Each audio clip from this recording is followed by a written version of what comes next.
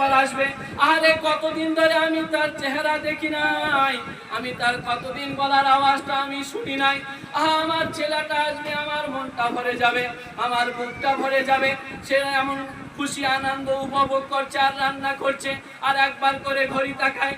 যখন 10টা বাজে তার মা ঘড়ি দেখায়, আবার 11টা বাজে, 12টা যখন বেজে যায় মা ফোন করে, ওগো আমার কলিজার টুকরা নয়নমণি, বলো এই সময় তুমি কোথায় আছো?